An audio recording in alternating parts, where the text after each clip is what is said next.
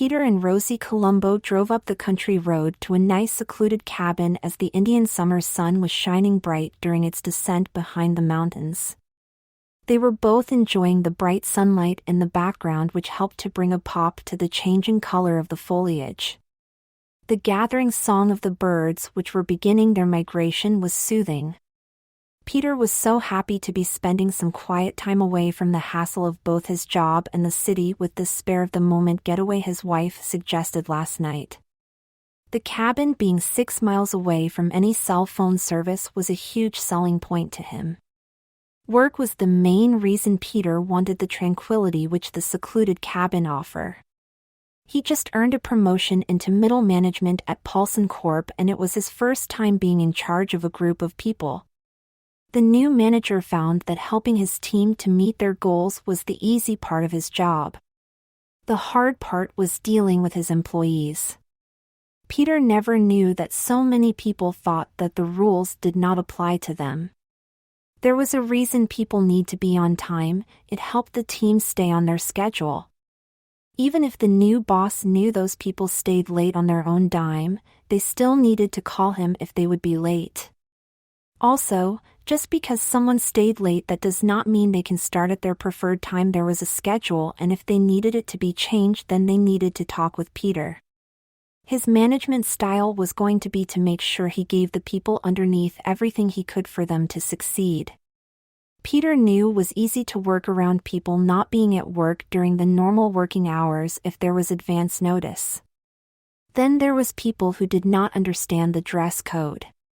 Why was it hard for some of the guys to wear ties all day long? It was clearly stated in the employee handbook, men must wear ties, button-down shirts, and a blazers, sports, coat or suit jacket must be worn on all days other than casual Fridays. The ladies had more leeway, and some of them took the inch they were given and tried to make it a mile. The company they worked for wanted a wholesome image, and the conservative dress code helped make sure the office employees looked how they wanted the public to perceive the company. Dealing with Sheila Romano, one of the ladies on his team, was another reason the man who was starting to feel the stress of being in charge was happy his wife planned an unexpected getaway. Earlier today he had to give the lady who was giving him issues her final warning. That added to the stress for if and when he had to fire her, that would lead to more grief at home. Rosie did not respect the fact that her husband had to treat her friend as an employee while at work. She would pester him on giving Sheila more leeway than he already did. Rosie also did not want to hear his side when the topic came up. She accused him of not listening to her, for Peter would bring up the same points each time Sheila violating the dress code came up. In Rosie's eye, it did not matter the trouble her friend was causing her husband. If Rosie wanted to mention her friend, her husband should not bring up any of her shortcomings and why he did not want to talk about her. Peter did not want to talk about Sheila for the reaction his wife had from him saying his opinion about her. They did say the same thing, and conversation sounded like a broken record. It was just for dealing with Sheila irked him, and why should he have to deal with it in his personal life if he could not express how he felt? Peter did not want to waste his time thinking about the negative, and Sheila actions were and did affect him negatively. Peter had no issue talking about Sheila other than his wife wanted it to be a one-way conversation.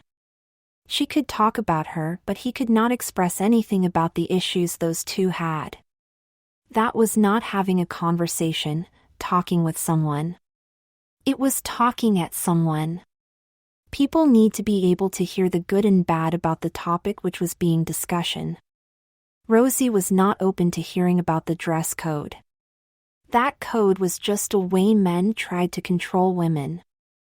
The code was about the length of skirts and how low a neckline could be. Rose took the code as trying to personally control people, instead of being for work. It was just a way for men to say to the other sex, this was how you dressed. As they drove to the cabin, Peter would glance over and all that stress started to melt away. The passenger thought about how lucky he was to have his wife. Rosie was smart enough to know that sometimes even a man wanted to be pampered. Peter needed the pampering Sheila. Butting heads with him over the same issue was getting on his last nerve.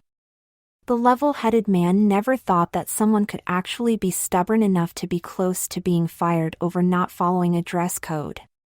If Sheila's supervisor was anyone else at Paulson Corp., she would have been shown the door a couple of weeks ago. The dress code was conservative and strict. Young Mr. Paulson implemented it after a sexual harassment lawsuit filed by Tim Rogers. Before any real details were released, the case was settled out of court. Of course, there were some wild rumors. The workers knew it had to be bad for the company's CEO, Faith Paulson, was forced out before her planned early retirement.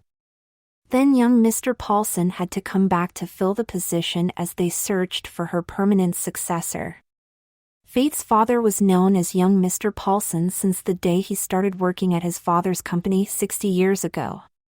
Him having to give up retirement and doing so much damage control made it so young Mr. Paulson put in safeguards to lessen the chance of any more bad publicity with sexual harassment. Also, he wanted to make sure the work environment fit the friendly, family-positive atmosphere he wanted.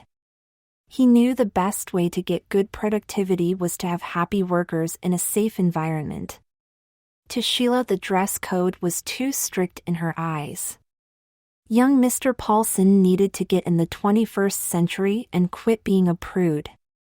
In truth, the dress code just made sure the work environment was professional. People were there to work and not to put on a fashion show or flaunt their bodies. Sheila was not affected by the new dress code policy at first, for her supervisor turned a blind eye to her breaking it. That was the reason he was let go. The lady who wanted to express herself at work thought it was wrong and was not going to let whoever took over change her wardrobe. When the fashion rebel heard it was Peter Colombo, she believed she would still be able to skirt the rules. There would be no way he would expect her to follow the dress code. His wife was a close friend of hers. Sheila was sadly mistaken to think that Peter was going to play favorites while at work. He wanted to move up in the company and knew that the best way was to separate his business life from his personal life. The aspiring titan of industry called Sheila in his office the first day to talk about the miniskirt she was wearing. Peter was happy with how he handled the situation. He made sure that no one knew what the talk was about, did it in private, and had a conversation instead of just talking down to Sheila. The lady who thought she was chastised could not believe that her friend's husband would humiliate her like that. Sheila lived in America and she had the God-given right to wear what she wants when she wanted to. Her being called into his office became an almost daily occurrence. What drove Sheila to the breaking point to think that Peter needed to learn a lesson was when he told her she needed to wear a bra or a cami. Peter did tell his underling needed to wear a bra or cami, but she conveniently forgot the rest of what her supervisor said. She heard only what she wanted to hear so she could feel she was in the right. The man who wanted everyone to follow the rules said the rule-breaking employee needed to wear a bra or cami with that blouse. That day her white linen blouse was slightly tight and had a fine thread count. Everyone could see her nipples, areolas, and nipple piercings through the thin material. The look was an unprofessional one and classy, spelled with a K. The loving couple finally reached the secluded cabin, and all Peter wanted to do was drop their bags off and then hold his wife's hand as they walked a path through the woods. He so wanted them to immerse themselves in the serenity of nature. Rosie asked her husband to take her bags into the bedroom, and when Peter came back in after getting Rosie was in the bedroom. Peter eagerly called for his wife to come out. He did not want to miss the last rays of sunlight on their leisurely stroll. He smiled when she asked him to close his eyes. Peter knew his rose petal had something special planned for him. Rosie's destiny loved it when his wife had a surprise for him. Standing there, the excited man was anticipating what his wife had in store for him. Peter jumped a little when he felt a band of cool, smooth fabric goes across his clenched eyes. Then the inquisitive man tensed up some when he felt her tie the band. Rosie then seductively whispered into Peter's ear, "The walk can wait." Take my hand and I will lead you into the bedroom for the real reason we are in such a private area. Peter lost interest in the walk and went into the sensual mode as he received the first part of Rosie's surprise. The blindfolded man also knew that after they spent some time together in the bedroom they could walk in the moonlight. The light would be bright because of the full hunter's moon. He knew he would so enjoy how romantic the walk would be. Peter put aside his desires to follow what his wife wanted so he could be of his wife, exploring her erotic side. As they walked into the bedroom, Rosie did not feel any guilt for the ambush waiting for her destiny in the other room. His rose petal has told Peter many times that he needed to quit being so harsh on her friend. Peter would say he was not being harsh and only doing his job. Rosie did not like that Peter would contradict what she was saying about his actions. Her husband blowing her off about his treatment of Sheila was not as bad as him getting someone close to being fired to make a point. He needed to see it from a woman's point of view. Rosie knew Peter was ambitious but was saddened that her man could be so cold to others that he would ruin someone's life to get ahead. Rosie's friend close to being fired over something trivial like a dress code would only show Peter was petty. The change in behavior had to be from the pressure to perform. Rosie saw how much the stress was getting to her man. Yeah, it was a dirty trick Rosie was going to play on her husband, but by the end of the weekend he would thank her because his priorities will straighten out. Rosie was also confident that Peter would get over the transgression which was about to be done on him, for he was her destiny. Rosie called Peter my destiny, for they were soulmates. She knew that they were meant to be with each other, so there was no way she could be making a mistake. Plus, even if she miscalculated what she was doing, love means never having to say you are sorry. Rosie was mistaken about the truth behind that bumper sticker slogan. First love is too complex to have its essence distilled down to a simple sentence. Love means one has a primal need to say sorry when they done the other wrong. A partial truth in that saying is love makes it unlikely that a person would do wrong to someone they loved. This was for people put the wants of others who they love in front of their own. They would much rather go without than be without the owner of their heart.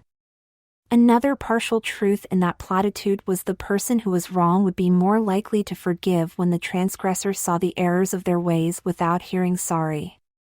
It was easy for anyone to forgive another, and only the naive would forgive and forget without reason. The wise only forgive and forget when they are invested emotionally in the other and had faith the wrong would not be repeated. One should not forget the actions if they believe it would happen again. As they reached the bedroom, Rosie instructed her soon-to-be student to stand where she left him. The lady who was going to teach an important life lesson slowly unbuttoned her man's shirt. Peter actually started to tremble a little from looking forward to how great their time together was going to be. He knew that his wife was going to get pleasure from being able to express yet another repressed desire she had. Once his shirt was unbuttoned, Rosie led Peter to the bed and gently laid him down on it. For a second it did bother her that her destiny was not going to be happy about the upcoming events. That quickly left her, for he needed to learn this lesson, and also he would be a better person by Sunday. It was worth a bad weekend for Peter to have personal growth. As Rose put the medical adhesive on Peter's chest, the man was not expecting what was coming, thought of best-case scenario. Rosie's better half knew it was some sort of edible gel. Oh, that little vixen was going to prolong foreplay and try to bring Peter to a sexual frenzy where he was only focused on doing any action which would make his wife allow him to finally reach climax. He was thinking about how much he was going to enjoy having to pleasure his wife to finally get his pleasure. Then all of a sudden he felt two plastic mounds being pushed onto his chest. The pressure his wife was had on those mounds and the bond the drying gel was making between his chest and whatever was on it snapped the feeling of pleasure away from Peter. The concerned man hastily removed the homemade silk blindfold from his eyes and looked down at his chest. His eyelids and pupils widened as he saw breast forms, and then he started to laugh. Peter found out something which he would have never expected. Rosie was the kinkiest lady he was ever with. The man who thought he knew his wife would have never pegged her being into gender play. Finding out this new detail about what Rosie wanted in the bedroom made the loving husband feel good about the relationship and their love. Rosie trusted in him was so strong she shared this fantasy which many found perverted. Peter said, "Rosie, sorry about removing the blindfold. I just needed to know what was going on. You could have told me you were into gender play. I will not say no to any of your sexual desires as long as they are safe, sane, and consensual between us." Hearing how supportive her husband was about fulfilling her sexual fantasy made Rosie's confidence in him being open to the lesson grow exponentially. If her man was open to gender swapping in the bedroom, then having him see how wrong he was forcing a dress code on Sheila easy. Sheila was just expressing who she was. "Oh, I am not into that, my destiny. I want you to know some of what a woman has to deal with when going out in public. Maybe then you would quit getting on Sheila about the dress code at work." Peter went from being supportive to his wife exploring her hedonistic side to annoyed about her bringing up Sheila flaunting the dress code again. Each and every time Peter's treatment of Sheila came up, they got into the same fight. It was frustrating to both of them. Peter, for he had to bring up the same point time and time again, and Rosie, for she believed that with Peter saying the same points he was not listening to her. Peter having to take disciplinary actions against an employee who was his wife's friend was not and should not have been a topic of conversation for them. Rosie wanted to support her friend and not see it from her husband's point of view. She was not seeing Peter as Sheila's boss but as the spouse of one of Sheila's friends. A man telling a woman how to dress. This should have been solved a long time ago, yet Rosie had to bring up Peter being wrong time and time again. She thought that her husband was being childish and stubborn for not wanting her to talk about it. There were topics which even a couple should not talk about if one of them did not want to hear what the other had to say about it. Rosie did not want to hear why Peter had to take those actions or why he had to treat her friend as an employee and was getting to have a low opinion of her friend. She just wanted him to stop disciplining Sheila. "What? You have to drop this. You will not listen to me when we talk about it. You cannot bring up something and then get mad at hearing what I have to say about the topic. It is simple. You don't like what I have to say about Sheila, then don't bring her up. I don't bring her up with her being your friend and me not having a high opinion of her. I do not want my feelings and interactions with her to affect your friendship with her." Rosie did not like that her husband told her she was not listening, for she believed it was the other way around. It did not matter to her that she would bring up the subject and not want to hear what he had to say. Sheila was now a sensitive topic to him and she needed to respect that. "Peter, I do listen and we have been over this. You say the same things instead of adding anything new. You need to see it from my point of view. You need to see why Sheila does not want to follow the dress code and she is right. If you just follow what I say, we will get along fine. Now you are going to be wearing a dress until we leave here. This is so you see why the dress code is not fair." Peter let out a sigh of frustration. All the stress the man wanted to get away from just came to join them on this getaway. In fact, this getaway was all about being with the stress. How could his wife do this? She knew that he needed to unwind after a long week at work. "I do understand the situation from your point of view, that I should give your friend special treatment. I will not see it from that, for playing favorites is a horrible way to manage a team. I will not treat people differently for who they know. I will treat people differently if that helps me get the most out of them, and I will only do so within the rules." Sheila wearing what she wants does not help me get better work out of her, and even if it did, what she wants to wear is against company policy. Now, go get the solvent to remove these ridiculous breasts. Rosie did not like her husband was not going to come around to her way of thinking. He should be putting her friendship with Sheila above men telling women how to dress. She had to up his experience of how women are seen even more now. She used the rationale that he was not listening as a way to convince herself her actions was not to punish him, but to open his mind up to come to what she believed was the right conclusion about the dress code, hers. The lady who wanted things her way also started to see what Peter said in a bad light. How dare he say breasts are ridiculous? They are part of a human body and he should not see them in that manner.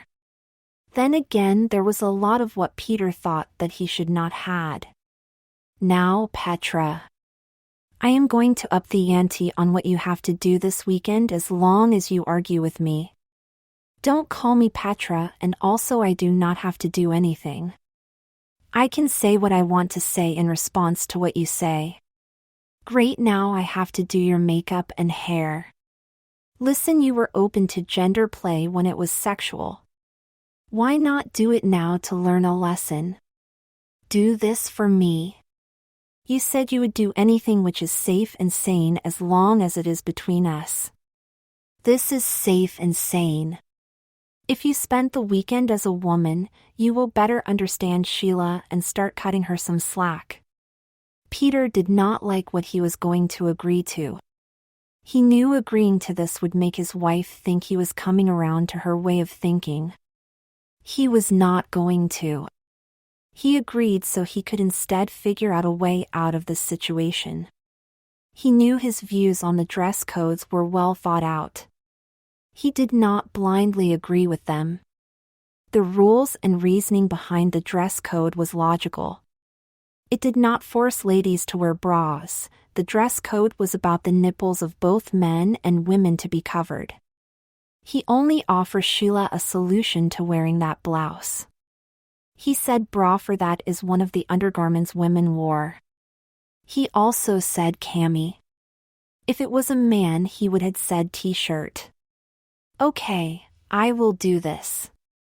I will also drop the subject until Sunday so I can have an open mind. Before I do so, I have to say this. I gave Sheila a lot of leeway. If I went totally by the book, she would have been fired a couple of months ago. If you bring it up, I will say what is on my mind.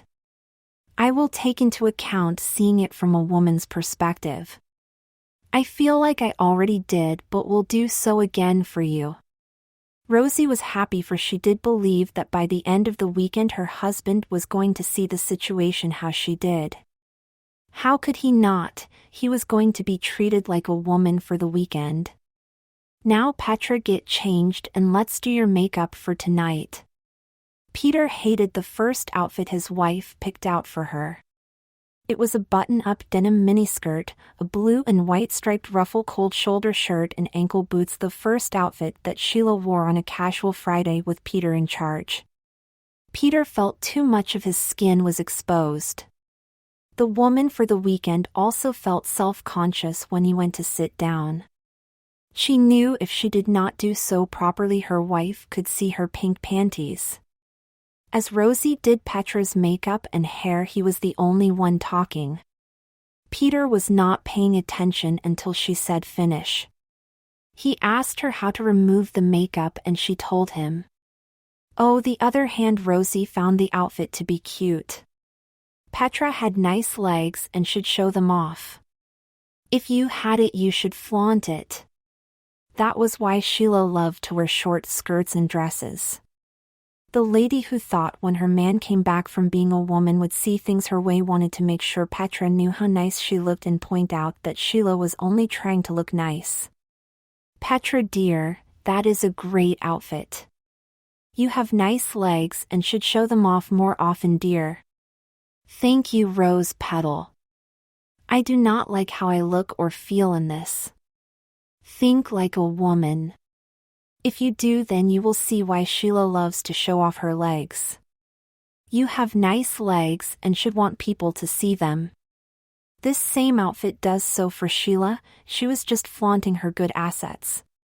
I am seeing this like a woman and hate that I have to think before I sit down or else people see my panties. I also have nothing against someone wearing this outfit outside of work. Work is not about showing off your body. A person should not draw attention to themselves by showing off their legs. You are not seeing it like a woman.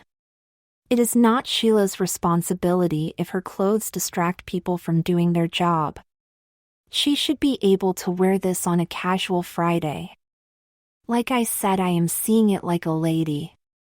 Anyone who wants to wear this can on their own time. It is not appropriate for work.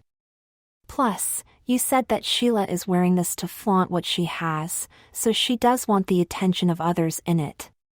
You are not listening and just saying the same thing, Petra, so to help open your mind tomorrow you will be wearing a sexy push-up bra when we go for a little hike in the woods. You will see why that should not draw men's attention. Rosie was not planning on the walk. There was a chance that people might see them. The threat was just to make Peter think hard about not wanting to be seen how someone else was making him dress. Rose, I am listening to what you are saying. You have me disagreeing, confused with not hearing. We will have a different opinion on this subject, and if you were Sheila boss you could handle it however you wanted. I really think you are wrong to punish me for I do not agree with you. I respect what you think, you should do so with me. If you cannot, then you should not bring up the subject. I do not bring up how your friend is causing me grief. I do bring up what she has done each time you bring her up. This is so you understand I do not want to talk about her without being able to saying what is on my mind. You need to not see this as a punishment. This is to open your mind. 2. I'm going to watch some TV, then go to bed. You should think about if what you are doing is really to open my mind. If it is, then you would not increase what I have to do when I say something you do not like.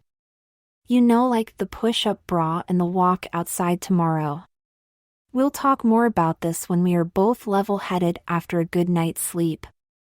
Rosie was mad that her husband was just so stubborn. Why could he not just stay quiet about how he felt about Sheila? If Rosie brought her up, it was not to have a discussion with her husband, it was to tell him something. This was about how men should not be in control of what women wore. His feelings about what she had to say was not important. Why could he not see that just because it would not have happened if he only had agreed with her? Rosie making him wear something was not punishment. It was a teaching tool. Come to the right conclusion or else something bad was going to come from it. The name, makeup, and clothes, and the walk were just Rosie giving her husband F's in the quiz he kept on retaking. Rosie, knowing that there would be no more discussion, retired to the bedroom. On her way out of the living room she said, "Fine, be that way. Don't forget to wear your nightgown, Petra." Rosie woke up and was ready to have a constructive conversation with Peter. Before falling to sleep, Rosie did give some thought to what her husband said. Coming to the understanding how her husband was misguided about what Rosie did made her feel bad about tricking him. Rosie knew it was time to take the breast's forms off of him. After just having that one night, not being in control of how he dressed should open his mind. They would talked about how her destiny felt about being forced to dress how he did not want, then he should understand why he needed to back off of Sheila. That women should have control over what they wore. Peter's rose petal reached over to give her man a hug. Instead of feeling the warmth of Peter's body and soft satin of the nightie he was wearing, she felt the coldness of a bed which has not been slept in. She thought it was childish of him to sleep on the couch. Even with not liking that he protested her trying to make him come along to her way of thinking about the company's dress code, Rosie was still going to end having him dress like a woman. After their talk, Rose knew that Peter was going to come around to her way of thinking and understood the measures she took. His unhappiness with her would go away once they were on the same page. Rosie might have had empathy about why Peter did not want to share a bed with her, but she was going to make him pay for showing his anger. That man did not do as she wanted, so Rose was going to use the new power she had over him. Now, instead of announcing that she was going to give her husband the medical solvent, now that will not happen until after breakfast. She was hungry, so instead of letting Peter sleep in, Rosie went to the couch to wake him up. Turning the corner, the lady could not help herself and joke when she said, "Wake up, sleeping beauty." There was no response. The reason why the amateur comedienne got no reply concerned her. The couch was empty. Where the hell could her husband be? She knew Peter was not in the bathroom because she just got done relieving herself. Rosie did not like the idea which came into her head. That she was in that cabin alone, and started to search for her husband. In haste, she went to check the 2 other bedrooms. Both of those rooms were empty. Her concern rose to a slight panic. Rosie stopped to collect her runaway thoughts that Peter left her here. He would not pull such a dirty trick on her. Plus, even if he was that devious, her man would not be seen in public with breasts and in women's clothing. Any money, he was outside waiting for her to run out of the cabin in a panic and have her call off this lesson. She was not going to give that man the pleasure of seeing that. Instead of taking the course of action her man assumed she would, Rose calmly went to the kitchen to make herself a cup of coffee. Rosie might have been hungry, but she was not going to let Peter get out of making breakfast. Peter was going to have to pay for pulling one over on her. Now, her husband was going to have to wait till lunch until she took the breast forms off of him, and she would bring up the walk as much as possible. On her way to get her cup of morning joe, she walked right past where the cooler should have been. The lady, who did not like getting her own medicine, was too caught up in making new plans for this weekend to notice that Peter was not the only thing missing. The discovery of the missing supplies did not happen until Rosie went to get the can of coffee. It, along with the sugar and the salt and pepper, were also gone. That slight panic returned a little more intense.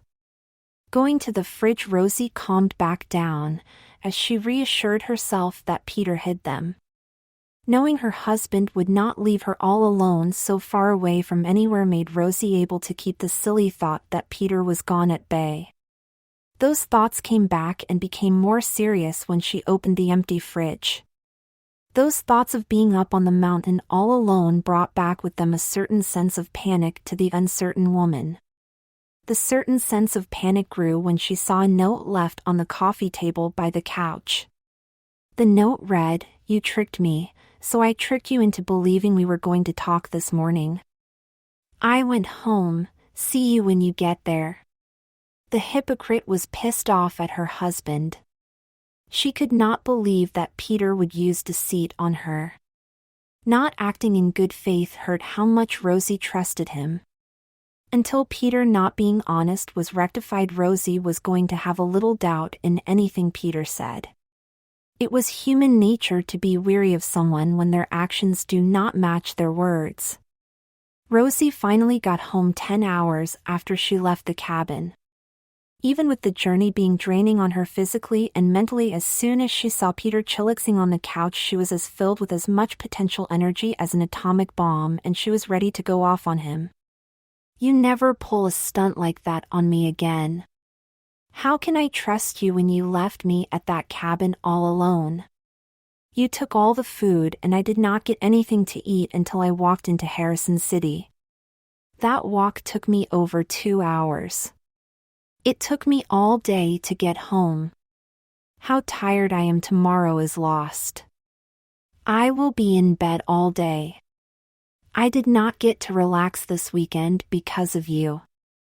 You know that I need to recharge during the weekend." Rosie was not ready for Peter's response. She thought her husband would see the errors of his ways with how mad she was.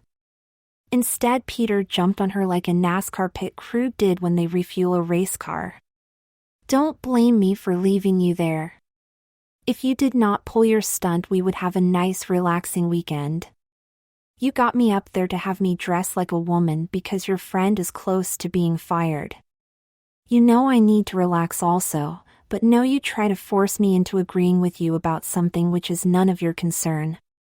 Women being able to dress how they want is my concern. If you could not wear what you wanted for the weekend, you might understand. You get to wear what you want to work. You think I like wearing a suit and tie? I don't. I would much rather be in khakis and a golf shirt. Sheila just wants to not follow the dress code which everyone else has to. Which everyone else in my department has no issue in doing so. This is about you lying to me and setting me up to have to walk home. You did not return any of my calls. I needed you to pick me up. Me lying to you. You are the one who started the lying. I needed you to take those breast forms off of me. You did not do so. I had to go to the ER. I had to lie to you. You would not listen to me about how unfair you are being to Sheila. If you would have waited, I would have taken the breast forms off. Could you? No, you could not.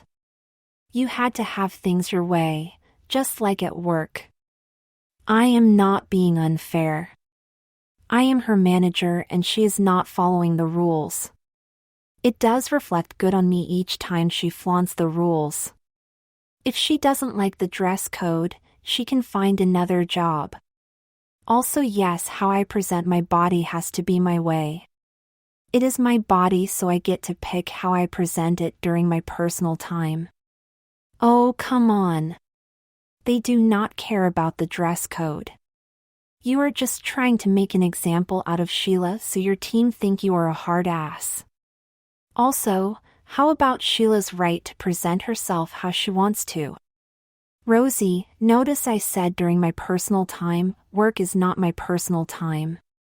You know I don't want my team to think I am a hard ass. I want them to think I am a good boss who treats all his employees the same. I can get so much more work out of them if they know I am on their side. That is why I have been giving Sheila so many chances. With what you did this weekend, it might have been too many. You think I am some pushover who you can walk all over. No, I don't. I just needed you to understand why you were wrong. You don't think I am some kind of pushover? I'm not wrong in wanting people to follow the rules at work. This is more than a minor infraction which I could turn a blind eye to. You lied to me and did not think it would hurt my trust in you. You deceived me and did not think that would affect how I feel about you. You tried to force me to dress like a woman and did not think it would hurt our relationship. You were going to have me go out in public dressed that way. Now that you treating me like I am a pushover. That hurts that you think I would have you be outside in a dress. Why would you even think that I would do something like that to you? Simple, you said it. With you putting breasts on me, calling me Petra, having me wear makeup, making me wear that outfit. How could I not put that past you? I would never. I just wanted you to see people should not have to go out in public being dressed how they don't want to be. It was just about you having to think about it. Yeah, right. You don't believe me. Breast forms glued onto my chest. You are going to throw that in my face from now on. Until I know you see that what you did was wrong. Yes, I am. You did something major. You really messed up. You want to know why I did not answer when you called today? I did not pick up the phone for I would have went off on you so bad. I was hoping when you made it home you would have come to the understanding why you were so wrong. You did not. I am going out. I do not want to be in your presence, my blood pressure goes up just looking at you. As Peter went towards the door, Rosie said, I'm not done. That lady was nowhere near ready to be finished with this fight. That long sojourn got her all revved up to have it out with Peter.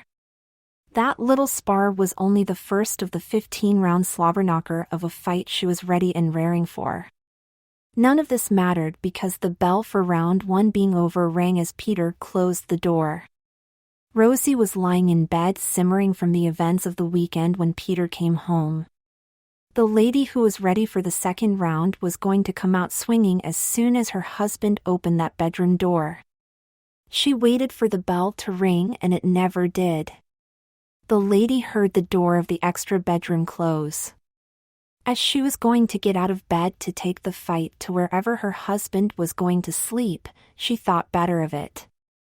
The lady knew Peter still needed to cool off. Time will help the conversation to go smoother. Rosie still could not sleep even after making the decision. Her anger was getting the best of her. How Peter was dictating the flow of the conversation made Rosie feel like she was only reacting to him, instead of having him listen. The conversation needed to be about women being allowed to wear what they want. Rosie got out of bed. If the fight was not coming to her, she was going to the fight. Rosie said, "Oh shit," as she stumbled over the waste paper basket put in the middle of the floor. That basket, which seemed out of place, was not. It was a makeshift alarm system put in the path so Peter could have peace of mind while sleeping. Peter woke up and jumped out of the bed as his wife made a commotion. "What the hell were you going to do to me now while I was defensiveness?" "Nothing, I was sleeping when you came home. You woke me up and I told you we were not done. Don't walk out of me in the middle of a fight ever again." "Oh bullshit, you were still up when I came home." The question and then the disbelief of her answer were a quick 1-2 combo which staggered Rosie. She was pushed back and quickly became a dope on the ropes. The lady who backpedaled into a corner cover up to protect herself from any more false accusations. "Look, I have nothing with me, so I could not do anything to you." "Then leave the room, I do not want to speak with you." "No, you need to learn not to pull a stunt like that on me again." "But it is fine for you to pull your stunts on me?" "I told you why I did it. And I told you why I left you. I'm tired and not in the mood to just repeating the same things over and over again. Just leave this room." Peter being tired was the opening Rosie was looking for. The lady almost threw a haymaker, instead she pulled back. The attack might leave her vulnerable to a quick counterattack. She also knew there was a good chance those two would just spend the rest of this round dancing in the middle of the ring. So with the bell marking the end of the second round, Rosie went back to her corner to recuperate and regroup. Even with Rosie jumping up and down ready for the start of the third round, the bell did not ring until the end of the evening. Even with them not being in the same room, the tension between those two made the air filled with electricity. This charge made the hair on their arms stand. Peter not coming into the bedroom again to sleep was the ignition to all the explosive fumes in the air. He could give Rose the silent treatment, but he was not going to be so petty as not to share their bed with her. "God damn it, Peter, we might be mad at each other, but you should be mature enough to come to bed with me." "Listen here, Rose, I am not in the mood to be around you. You make my blood boil. You don't even see what you did is wrong. Just think if people found out I was dressed like a woman. You know that some people would lose all their respect for me, even before hearing the entire story. No one will find out. Only me and you know about this. That is not the point, you should not even have done this. You shouldn't have meddled in how I do my job. I would never dream of doing that to you. I was trying to help you. You are so wrong with how you are handling the situation with Sheila. Tell your department to mind their business about what other people wear.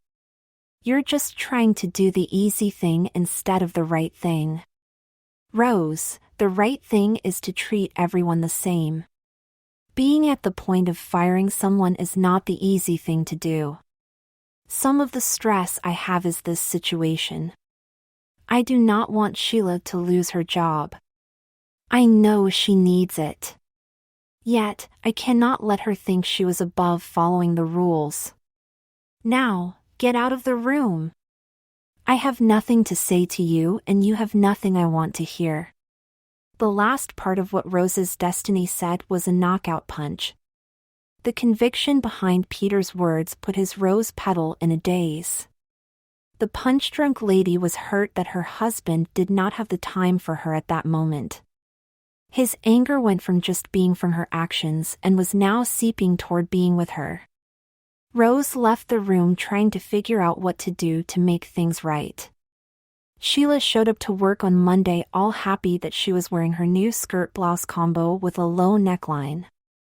Rosie has promised her friend that she would get Peter to back down about the dress code. Sheila knew that Peter would. She had blackmail on him now. If she was called into his office to talk about her dress, she was going to casually mention his wardrobe this weekend. Peter saw Sheila waltzing into the office in that inappropriate outfit and he went to her cubicle to tell her to report to his office in 15 minutes. Sheila, I gave you many chances to follow the dress code and you will not comply. I have no choice but to fire you. I have already cleared it with HR that this was going to happen the next time you broke the dress code. So please go to the desk and start packing your personal belongings. Security are on their way up and will escort you off the premises in 10 minutes. You might want to rethink that. I know about the cabin. The attempt at blackmail did not work on Peter. This job meant nothing compared to his marriage and that veiled threat made his marriage even less stable than it was from this past weekend. Not only did Rose trick him, she lied to him. I don't care if you know. You do not work for Paulson Corp as of this moment. You can at least have the courage to walk me out so I can tell you about the lawsuit. I do not have time to walk you out. You are not my employee anymore, so I am going to devote my time to them. I don't care to hear about the lawsuit. I know the law is on my side, plus I have the backing of Ms. Hood and her superiors. Sheila left the office mad and yelled at Peter so the entire office could hear. I thought you would understand about dressing to express yourself. You went away for the entire weekend to be in a dress. Jerry Richards laughed at Sheila's statement while the rest of the office was soaking in the information. His response was a little comfort to Sheila. Retribution was going to occur. To the lady who was now on the dole, Peter losing his team because of doing what he was forcing her to do was poetic. This should show him forcing people to dress how they do not want was bad.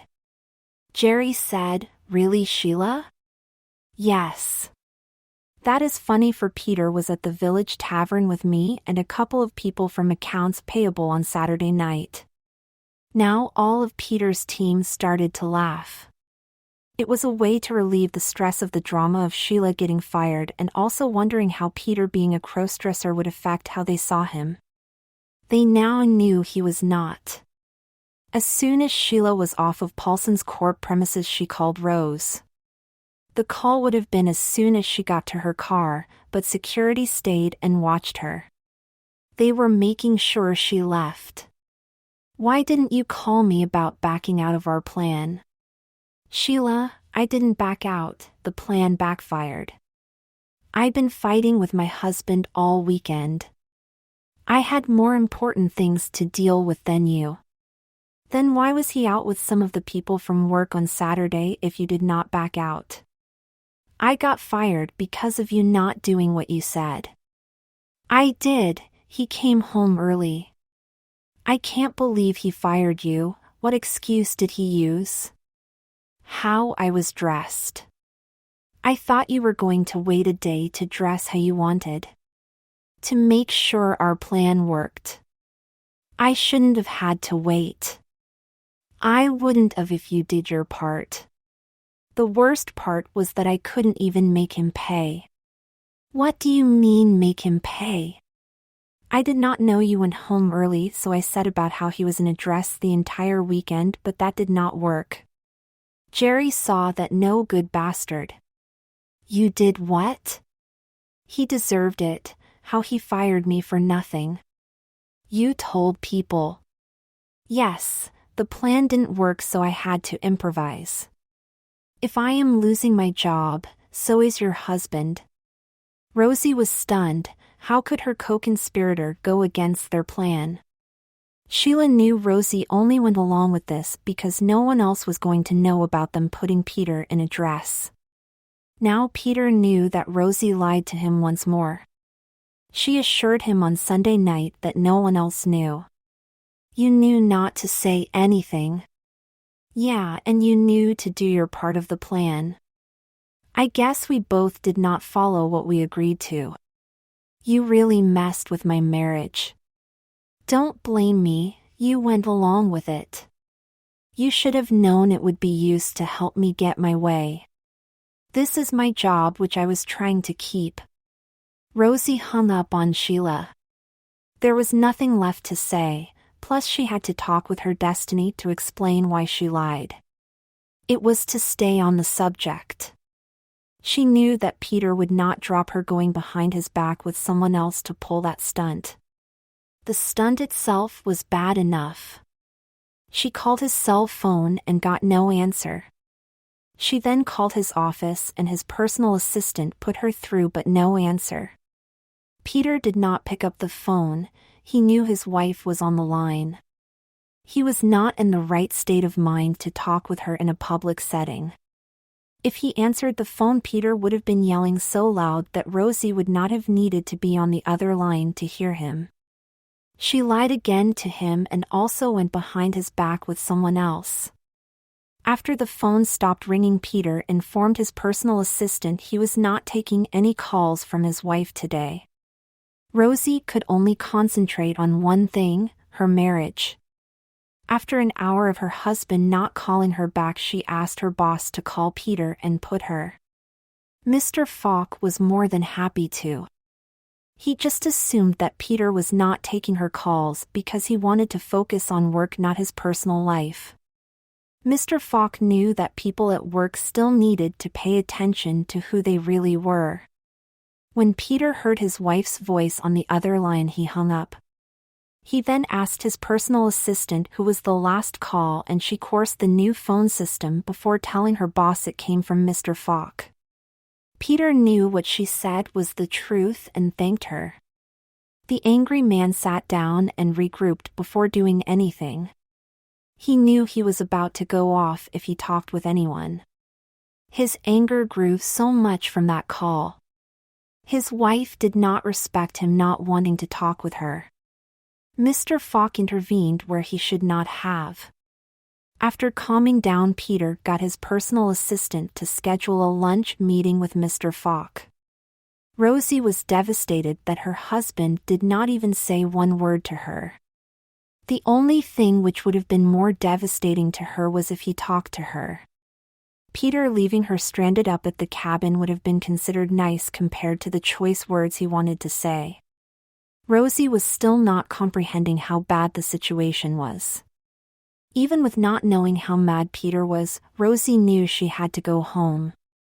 The lady, who wanted to get what she thought was only going to be a fight over with, asked her boss for the rest of the day off. Mr. Falk again was more than happy to oblige with her request. He told her to just work from home today.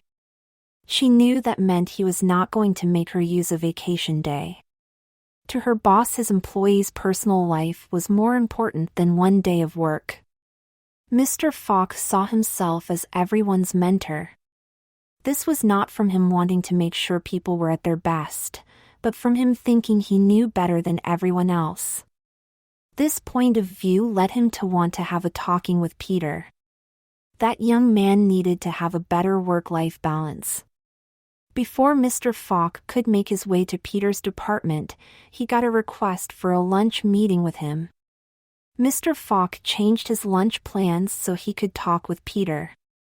On his way to the meeting, Mr. Falk thought that he could use the place they were having lunch as a perfect example that Peter needed to become more well-rounded.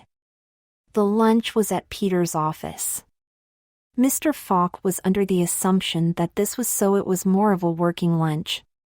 Peter had it at his office for it was his home field and also he could read the riot act there. Mr. Falk stepped into the office and as soon as the door closed Peter said, "Sit down, Frank." Seeing no lunch there, Mr. Falk said, "Slow down, we can get to work once we order lunch. You know, if you are going to have a lunch meeting at your office you should at least have some food so other people can eat. Sit down and shut the hell up. This is not a lunch meeting.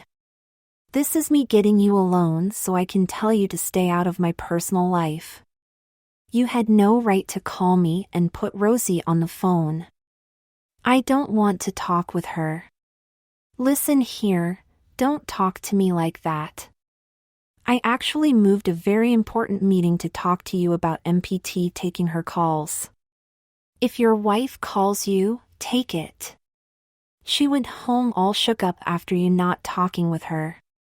Your personal life is always more important than work. Trust me on that. I would not be on my third wife if I have learned that important lesson at your age. Frank, stay out of my personal life.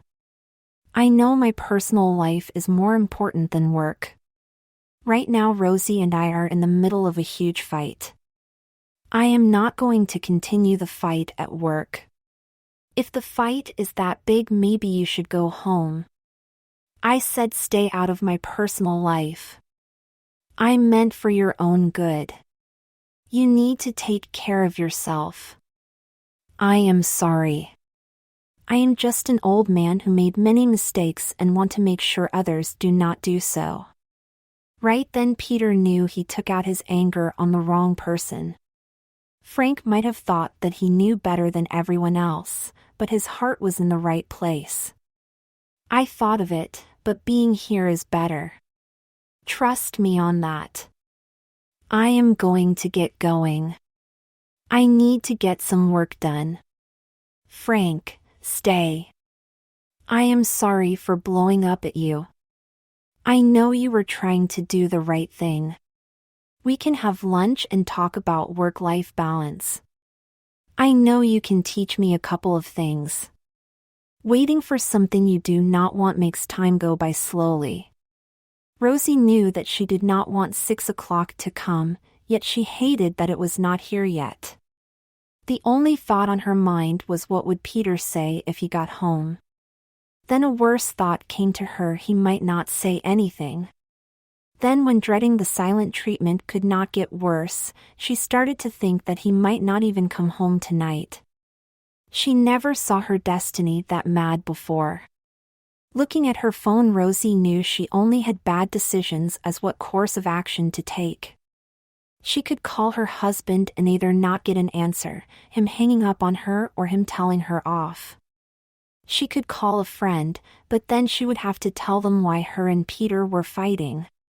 They would not give her comfort after they heard how she betrayed Peter's trust. Even if her friends would console her, Rosie did not want it. Hearing people saying that she was right might be enough to make her fall back into the old mindset that she was. Peter came home and Rosie was happy he did, and that as of now it was only the silent treatment. If they did not talk, there was no way that she could get into any more trouble. She wanted to get out of trouble, but could not see how talking would do that. The silence got to Rosie. Peter, I should have been more honest with you. I never thought that Sheila would say anything. She does what she wants. You said no one knew. Rose tried to be a peacemaker. Peter's shouting was the sound of the bell starting the next round of their fight, and Rose did not want to come out of her corner. Calm down, my destiny. I said I should have been more honest with you about that. So, everything else was fine? Rose, you should not have done this. Rose knew that her husband's anger toward her was like an uninvited house guest, not going away anytime soon. Rose tried to find middle ground. A place where she was not in the wrong. You are right, I should have told her no. Good, you finally see what you did was wrong. Rose started to get defensive with Peter still throwing haymakers as she had her gloves down. If he wanted a fight, then she was going to give him one. There was no way she was going down for the count without swinging. Finally, both of the participants were engaged in the 15th round of this main event level fight they were having. No, letting someone I couldn't trust know it was happening was my mistake. Men have no right to tell women how to dress. I agree, men have no right to do so. People have the right to tell other people how to dress when they are at work. I was not telling her how to dress as a man, but as a supervisor. She was my subordinate and not a woman when I told her. You will always be a man. You cannot take that out of the equation. You not even seeing this as the issue makes me feel like you see women as second-class citizens. Come on. You know me better than that. You do. You are so mad at me about me doing to you what you did to Sheila. You believe that I see women as less than men.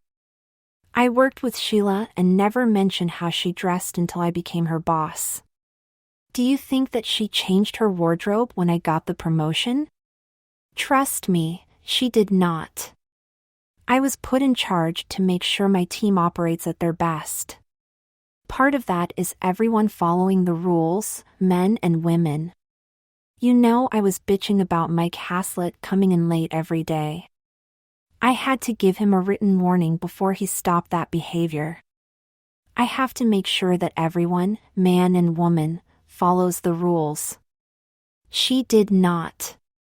I gave her many warnings and chances. This was about me being the boss and not about me being a man. What you did was different. You are not my boss and you forced me to dress like a woman on my own time. I cannot believe you don't see the difference. Justify it however you want. Let's just drop it. Rose was throwing in the towel. She wanted this fight to be over. She knew that there was no way for her to win and a knockout by Peter would be more damaging to her than her calling off the fight. She would not have to concede any more wrongdoing on her part once the fight ended. Plus, she was looking towards the reconciliation with her destiny. Peter kept on punching. So you don't believe me? Rose tried to ring the final bell again to end the round. I said drop it. We'll just move on from this, or are you the only one who can decide when we talk about something? You are right, you can decide if we do or don't talk about something. With us being done talking about the trust issue we have, I am leaving you. I do not want to be in a relationship where neither person trusts the other. Quit being overdramatic. You overreacted to me trying to have you come around to my way of thinking. Now, you are doing the same about this disagreement. We are just not going to be on the same page about this. Quit trying to downplay what happened this weekend. The trust between us is broken. You tried to force me to your way of thinking. We are not giving each other the benefit of the doubt anymore. I think you might try something crazy again when we disagree and you think I have a misogynistic attitude towards women. This is serious and cannot be ignored. Come on, you are overblowing what I did. I do not think you are misogynistic, you just didn't even try to see this issue from a woman's point of view. No, I am not overblowing this. What if your brother told you that his wife took his to secluded area, glued breast forms on him and then made him dress like a woman? Rose did not answer because she gave consideration to what her husband asked her. Him stating that their marriage was over if they quit talking about the issue made her see how serious the situation was to him. Right then, this was more than a heated fight between a married couple. Rose knew that one way or another her and her destiny were going to finish this conversation with a resolution to the disagreement. In taking the question serious instead of trying to defend her point of view, Rose's anger transferred from her husband to her sister-in-law in that hypothetical situation. Answer the question. Instead of trying to defend herself, Rose stayed calm. I will my destiny. I am trying to find the right words to show how pissed I would be at her. Now you understand why I am so pissed at you? Rose was not taking the bait which her husband was giving her to enter the fight again. Yes, I do. I did not respect you by trying to force you to see things my way. I also did not try to see things from your point of view. I put my anger and frustration at the double standard which society has about how women dress onto how you handled Sheila not following the rules. I would not budge when I should have. I should have told you exactly how the dress code made me feel. I messed up big time and do not know how to make it better. That is why I was downplaying it until now. That was why I wasn't honest with you about Sheila. I knew that would just add to the fight. Rose Petal, you are not the only one who messed up big time. I should have never left you at the cabin on your own. I should have tried to talk with you instead of wanting to be right. Instead of trying to understand why you did what you did, I let my anger get the best of me. I added fuel to the fire. I just wish I knew where to go from here. How do we get back to where we were? We work on being more open to the other. To explain better what we are thinking. I work on not wanting to make you come around to my way of thinking when we disagree on something. Instead, I will just make sure you see where I am coming from. We both work on that. I might not have said it, but I was more worried about being right than us understanding each other. Would that get the trust back, my destiny? Trust was earned only if a person was willing to give it to someone else. Peter knew he had to make a gesture to show that if Rose was wanted to earn it, that he was willing to give it to her. The man also found it erotic when his wife blindfolded him on Friday night. Not knowing what his wife was going to do heightened his anticipation and was so appealing to him. We need to start to reconcile, and you know how we do that. Rose Petal knew the way they started to get back into each other's good graces was make up sex. She smiled and said, yes, lead the way to the bedroom. Why not you get the blindfold and then lead the way to wherever you want to take me to do what you want with me? Aren't you scared that I might glue those breasts on you again? I'm not. Even if you did, I have faith you will take them off when I ask you to. Rose liked the idea of blindfolding her destiny. Him putting her in charge was symbolic but showed her he was willing and ready to trust her again. She also liked that his suggestion gave her the feeling of having control over what they did to start the reconciliation. She wanted to be in charge in the bedroom more often. She confidently walked over to Peter. When she arrived, she gently wiped his cheek with her hand and whispered in his ear, "Sit down and close your eyes. I will be right back."